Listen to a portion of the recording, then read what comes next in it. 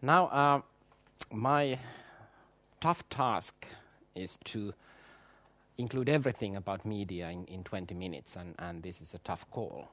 So when we thought what kind of things we should concentrate on, we thought that user information and understanding value to the user is something that we feel is neglected, and this is one of the key elements in making good decisions. So all of the presentations in this session will somehow concentrate on understanding the user and media as an enabler for that. Now, I don't think anybody can argue that social media has changed the way consumers and people are doing their work and free time and everything. Networking, sharing, commenting, recommending, following. This is a big issue, and it is in continuous change. The interactivity, the technology has been there for a long time, but generally the consumers haven't been so interested in interactive choices unless they see some kind of value for them.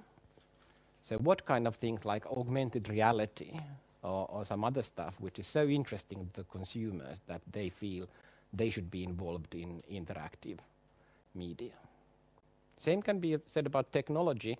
E-readers have been around for years, but only after iPads came, then there was a huge demand for that. And both of these questions deal with issues saying that maybe the people who push technology, they don't understand what the customer really values and what they need. So there can be very many difficult decisions and wrong choices in this sense. Now, in this session, we will have media use and habits. Timo will tell something about that, and his topic is social reading and media connected with that. User involvement in the creation of new application and product creation is something Aino will tell after Timo, which is the second bullet point. And Aino will also tell something about Ovela, which is this co-creation environment, and as an example, how things are done. My principal interest is modeling and simulation, just like Esa said, and the key question is that why would different customers and their customers use the product, and what's the value to them? Usually we have to check for value chain maybe 5 stages ahead. Usually people who deal with fibers, they consider that they are raw material producers and they don't have to understand their customers, and they definitely don't have to understand the customers of customers or even the chain longer. But if you make huge investment decisions, then there's a chance that all your good intentions will lead to bad situations. As they say, road to hell is paved with good intentions. So knowing things and understanding the whole big picture is the key element in doing good decisions. Now what we do, we combine different methods and approaches. We feel that qualitative and quantitative analysis combine together. So not just breaking numbers and finding data. We have to be able to ask questions and use mental models and stuff like that. This is usually the first step in understanding the customers. My interest is in dynamic modeling, but of course we have to combine static and dynamic aspects as well. Aino will tell something about creating new innovations, the road from product to services. This is something that is usually very mismanaged. People who have been doing products and producing something like that, they are not very well suited for understanding services and service concepts. So this is one area where a lot of mistakes can be made. Now, when we go to modeling and simulation, I will show you a couple of case examples where we will see simulating what-if scenarios and interactive tools for decision makers and sensitivity analysis. The first case is paper billing versus electronic billing. This was a case that was done for Itella, which is the Finnish post office, used to be the Finnish post office. And there's a paper, if you are interested on the subject, it can be reached electronically if you want to know more details about that. The model that was done for Itella, it is a system dynamic model which describes that we are interested in future and predicting what happens in the future with the consumers. Will they believe in electronic billing, or will they continue receiving paper? And this is, of course, a relevant question to you as well. We evaluated different scenarios, pricing and economic situations, technological advances, technological interfaces and stuff like that. And we found some leverage points and understood customer behavior and dynamics. Now, when we go to paper invoicing, there's a traditional way, which means that then we send a huge amount of paper to people. So we just transport paper one place to another. And many experts say that this is not maybe the most sensible way of using paper. And electronic billing and hybrid billing would maybe be the next stage. Hybrid billing, it's also very comforting for people who produce paper, because then the biller will send the bills electronically to a service provider, and service provider will print them and send them, so the end user will receive paper after all. And then the last one is considered a challenge or threat for people who make paper, so that nobody's printing anything. It's just electronic bits in the bit space. Now, we did this research 4 years ago, and now last year we evaluated how good the model was, how good you could predict with that. And this, we evaluated many countries. Here is Finland and Denmark. In Finland, 25% of invoicing is electronic last year. In Denmark, more than 50%. Hybrid invoicing is very popular in Finland, and practically no hybrid invoicing in Denmark. So this means that because Finland has taken smaller steps, going sort of gradually from traditional billing to electronic billing, then it's advancing slower than in Denmark, for instance. In Denmark, you directly went from traditional billing to electronic billing. Now, this was a very small model. It only took about 6 weeks to make, which means that you don't have to put lots of effort on that. This was tuned then in 2008 to the situation. It was tested by Itella and all the directors and managers at that company. Basically, this is a system dynamic model, by the way. If you have never seen any system dynamic model, these are actually differential equations, but I'm not going to bore you with those. In here you see two kind of sickness models, and usually any kind of new product launching or new product development is based on sickness models. When you buy an iPad, it's kind of sickness. You get word of mouth and everybody tells you, and then you catch the iPad flu in this case, and then you buy it, and then you are one of the contagious ones, and you spread this to other people. We have similar kind of structures in electronic billing and traditional billing. On the left-hand side, we see billers, so those who will send bills. And there's word of mouth, and there's threshold for companies to adopt services. If there's a company that only sends 3 bills a year, there's not much point in going to electronic billing.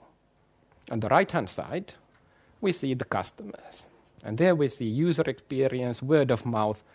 All of these cycles, they work to positive part and a negative part. So it can be a death spiral. If the experiences are bad, then this service will never catch on.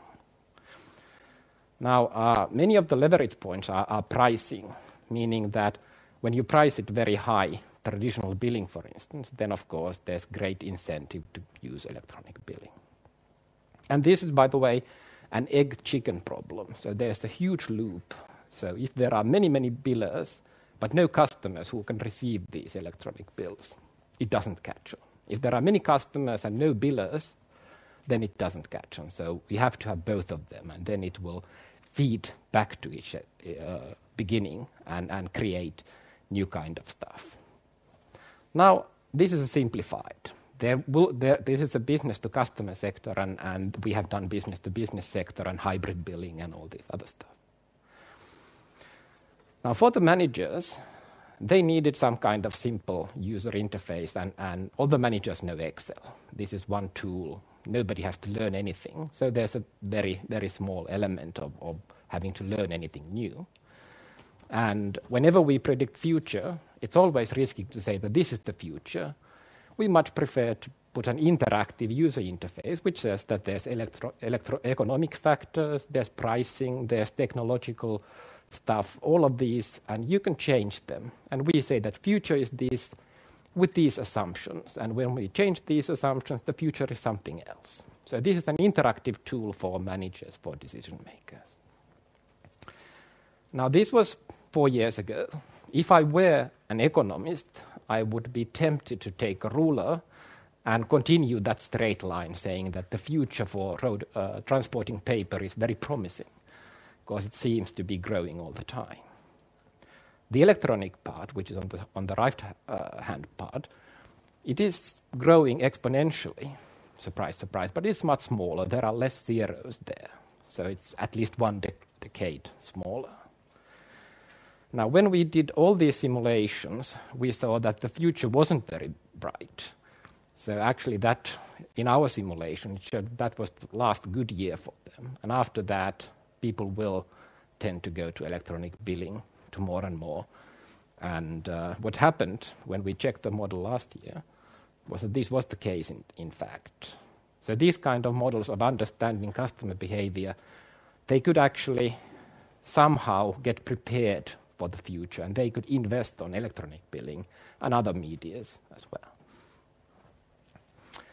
Now, what followed after that is that this was an interactive tool, and all the managers in Itella and all the directors could play with that and make decisions and use it for tool in decision making when thinking of new products and ways of launching them, and what kind of leverage points are there. The other case is value chain of Ecologic consumer packaging. And now this is, again, in Itella case, we did market research and we did customer segmentation, but I will tell you a little bit more in this part, what kind of stuff is included. Now, normally we will start with qualitative methods. We will discuss with the people. We will do preference mapping. And after we get data, we will start analyzing that. This is actually only a part of the data. There were maybe 100 questions and variables. But you could easily see that factor 1 is somehow connected to ecological and ethical use of products. Factor 2 is following the new trends and things. And factor 4 is pricing. These are price-sensitive people who deal with these questions. Now then we cluster them, and we will find that all this market is segmented to 8 clusters. And for instance, cluster 1, which is 18%, is very ecologically minded. Media-minded, who are interested in media, they are in cluster 3 and cluster 5, and one of them is very price-sensitive, and one of them is not at all price-sensitive. So these are groups we could concentrate more accurately to see what kind of things they want and what are they willing to pay premium or something. Now after that, we have to if we ask people, are you interested in ecological things? They always say yes. Are you willing to do that? Yes. Do you think this is a good thing? Yes. So we have to give them trade-offs, and conjoint analysis is very typical. Now we can say that, are you willing to pay a little bit premium for that? And if you have a choice between that and that, which one would you prefer? So then we will see that price is actually a very dominating factor, and ecology is second, and service is third, and design is fourth. And especially in packaging, we can say that fossil-based and biodegradable and renewable materials, how customers use them, we are not taking any point saying that one of them is very good for ecology or carbon footprint is smaller. It's only how customers sees it. If they make ethical choices, they might see that biodegradable or non-fossil based is better. and this is one, and pricing underneath that. Then, of course, we do these interactive tools for different products, and this is a price sweep. How big price we can ask so that we get certain market share. Again, Excel, because these are for managers, and this is the only tool they know. Sorry if there are any managers. Then we go to simulation model, because everything I have told you is a snapshot. It is this situation. If you ask people, they don't know what happens after 10 years. They say that now I'm not ecological minded, but when I get children after 5 years, then maybe I will start thinking our children and grandchildren and stuff like that. So we need dynamics for that, and seeing what happens in 50 years, what happens in 20 years. And now this is actually the fiber-based product, and Professor Ali Harlin will tell something about the cases which we did a few years ago, and this is based on some of these simulation models. This is a case where we see that in order to understand what happens in the market, if we are a raw material producer, we will have to think of, in this case, polyethylene manufacturer and cardboard manufacturer, and chain even before that. Then we have to understand the driving force of package manufacturer. And then we have to understand companies that pack things. And after that, we have to go to customer segments. And this was actually done for raw material, very, very close to forest-based products. So it means that even they have to understand all these 7 or 8 levels of chain to make decisions what to invest in. Now, after that, we did sensitivity analysis. We found product attraction, what is attractive to the customers. We segmented the customers, and we did 3 different scenarios and simulated all of them. First one is no significant change on anything, and this is a base case. The scenario 2 is rising trend in appreciation of renewable materials. So we are not saying that this is something that will happen, but if this happens, what will the effect be for everybody on the chain? And what kind of decision should you make? Scenario 3 is rising oil prices, and when money is involved, then of course decisions change very rapidly. We did sensitivity analysis and showed we did 100,000 simulations and showed that there's a big variation on scenario 1 on packer revenue in this case. Product B and product C are much less sensitive. There's less risk when we do these kind of things. Now, conclusions on case 2. We have generated a tool for evaluating many, many things, customers and future and global warming and everything you want to include. And this is used for prediction and optimization, making investment decisions and scenario analysis and sensitivities, risk management in this case. Now, altogether conclusions, we can say that in many cases we have to understand the long chain of customers, suppliers and competitors in order to make good decisions. Concept and product attractiveness as well as value for different partners. We have to segment all of these and find a very complex dynamic model, which is, by the way, my research interest, as Esa told earlier. And actions can have many unwanted counterintuitive results. So you mean well, but suddenly all your good intentions, they will lead to bad situations. And understanding this is very important. Now, products, customers, and partners have to be segmented. And this means that we have a problem of matching portfolios against portfolios. And these are not staying constant. In 10 years, the portfolios are very different from what they are now. Now, all of this means that human brain can only process a limited number of information. So it means that all these simulation models and models are a practical tool to replace mental models. Now, this is actually the end of my talk, and I have 4 seconds left. So this was pretty accurate. If you want to ask anything, then we have to wait until the end of of the presentation.